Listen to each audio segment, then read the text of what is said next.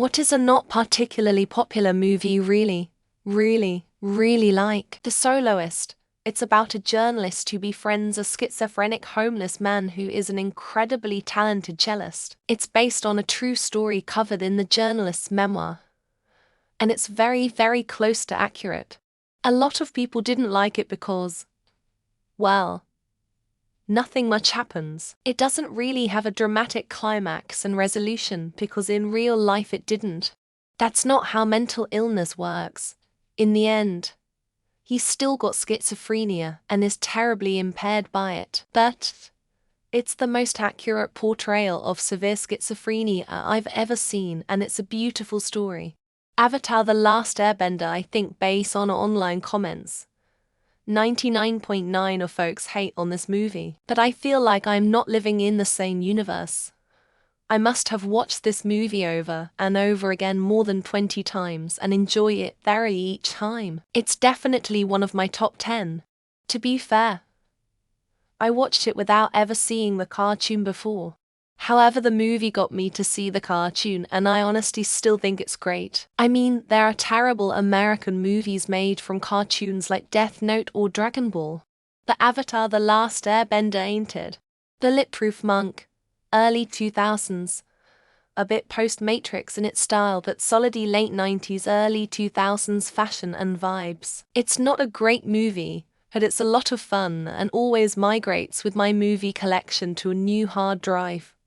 Sucker Punch. By all rights it should be garbage, but somehow it has just enough self-reflection to be a weird artsy beatdown. I had the benefit of originally watching a cam copy which caused some of the scenes to look different, and IMO actually enhanced the film. Some blurs and distortions etc. that kind of add to the ethereal atmosphere.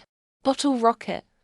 I enjoy most Wes Anderson films in general, but this one in particular surprised me in how absurd and directionless much of it was. In the movie, there's small glimpses of certain staples, particularly in odd character quirks and pretty consistently having some kind of romantic relationship that's heartfelt if sometimes awkward. Had decent reviews apparently but flopped commercially.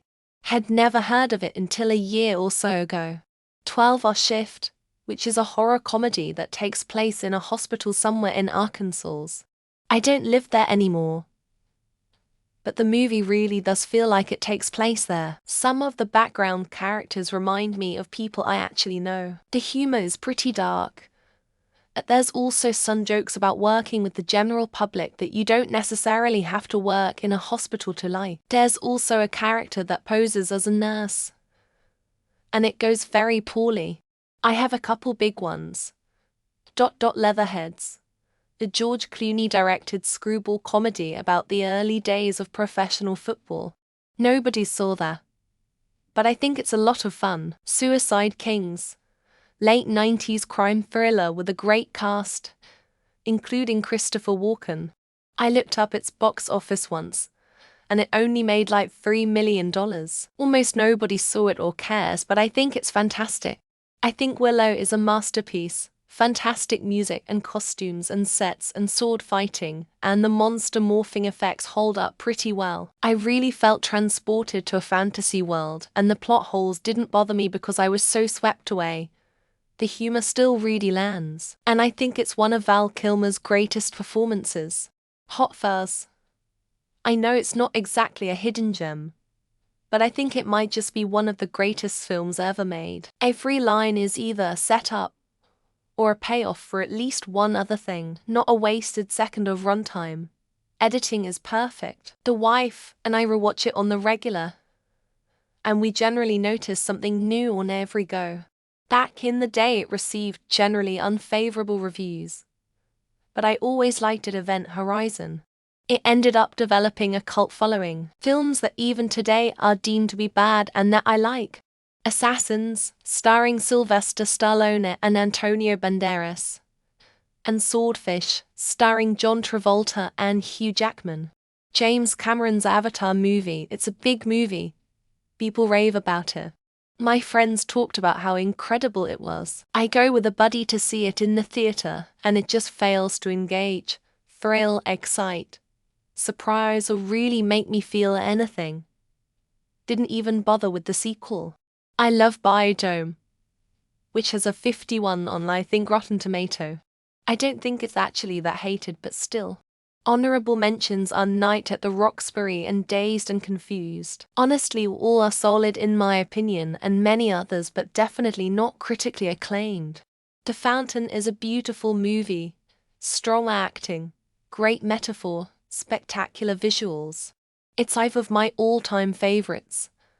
I also really like Noah. I love how the movie feels appropriately mythic. The visuals and the creation story is extremely well done. Synecdoche, New York, starring Philip Seymour Hoffman, who kills it, and directed by my favorite, Charlie Kaufman, Eternal Sunshine of a Spotless Mind. It's a long and thoughtful movie that brings me to tears at different moments almost every time. The Tao of Steve, Way of the Gun, mainly for the opening fight scene, which is absolutely top tier. Vanilla Sky, Empire Records, although it seems to have grown into more cult status over time. So I don't know if it's popular or not, but nobody I know have seen or heard of Ready Player One, and I love that movie for some reason. 8A Exam is also a particularly weird movie that I really like. A lot of people don't know of it. The Force Awakens was a movie I really enjoyed. Most Star Wars fans can agree it's the best of the sequels, but very few say it's good. It was the first Star Wars movie I ever watched, and it holds a special place in my heart for that very reason. Blood of Heroes, Salute of the Juggers. Same movie. The latter is the UK cut, with a few additional seconds that transform the ending. Post-apocalyptic sports movie. Like The Road Warrior mated with The Longest Yard. It has Rutger Hauer in it. Mystery Men. It bombed. But I think it's an unappreciated work of genius, frankly. All-star and unusual cast, endlessly quotable, funny. I think it was a Marvel movie ahead of its time with slightly lower production values. The English Patient. I know. People hate it. Not me though. I just watched it again yesterday and thought once again what a beautiful movie it is. Yes. It moves slowly, that's one of the things I like about it. Captain Ron, 80s Kurt Russell movie. My grandma had it on VHS when I was a kid, and I probably watched it dozens of times. I still love it despite its silliness. Also, Kurt Russell in a speedo might have made me gay. Blair Witch to Book of Shadows. Ducks from Flying Bricks. Honest though, I would say that movie is more hated than not popular. I enjoy it for how campy it is and watch it at least once every couple years. The Death of Stalin. Holy shit, it is among the funniest, if not arguably the funniest movie I've ever seen. Who could have imagined that a Yorkshire Jason Essex would do a fantastic job as Georgy Zhukov? Lone Star and multi-generational murder mystery. Before the Devil Knows You're Dead, issues surrounding a crime scene shown from several different perspectives. I guess I like flashback scenes. RV. Like, I feel it's kinda popular. Or at least popular when it came out, but most people I know watched it once and never watched it again. Me, I try to watch it at least a few times a month minimum. Always a Spielberg flop, but I liked it. It was a remake of A Guy Named Joe, and it improved the story so much better. As well as being Audrey Hepburn's last movie appearance as an angel. I think it's pretty popular. I have to advise everyone to watch Babylon by Damien Chazelle. This movie is just too good to be ignored. It literally changed my perception of life. My Neighbors the Yamodas. It's more like a collection of mini stories about this Japanese family.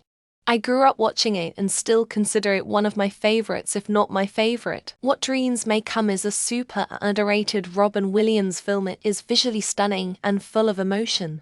Saw it as a kid and it stuck with me and shaped how I view the afterlife. Doomsday 2008 is the most magnificently terrible movie of all time. I love it so much. Highly recommend to anyone who wants a really bad movie that's just fucking awesome to watch. I came across both Stranger Than Fiction The Burbs in different waiting areas. Neither is really well known, but they're both funny. STF is also mildly surreal, oddly touching. UK-centric here, but always think Mike Bassett, England manager, is ridiculously underrated. Greatest football film of all time by a distance for me. Hilarious and superb satire. Flawless. Endlessly quotable and great performances by Robert De Niro and Philip Seymour Hoffman. My guilty pleasure movie is Battleship. It's why I don't fully trust Rotten Tomatoes reviews. Because now I know there will be movies that I love that don't get well reviewed. Pearl Harbor. Yes, the love triangle is completely stupid, but also entertaining. The war action parts of the film are shot well. It's not Oscar-worthy, but I was never bored. Primer. Why most of the people don't know about this one is beyond me. I couldn't sleep for a whole week after watching it, trying to put all the pieces together. Superb script. Rock of Ages. Saw it 3 times in theater. Maybe because I grew up listening to 80s glam rock with my mum, so it was special, but it is just the perfect amount of cheesy LOL. When I was a kid, I really liked The Land Before Time, the original movie. All my friends made fun of me because I told them it was my favorite movie once. Repo Man is a top 5 favorite of mine. That's Repo Man with Emilio Estevez as Otto. Not to be confused with Repo Men, which I've never seen because it looked boring. Swiss Army Man. Between the bathroom humor and boner jokes, something about it resonated with me to the point that I was crying the entire second half of the movie. Strange Wilderness. Wasn't particularly loved, but I can't get enough of it. When Peter goes to piss, and the turkey gets stuck on his cock is the funniest shit ever.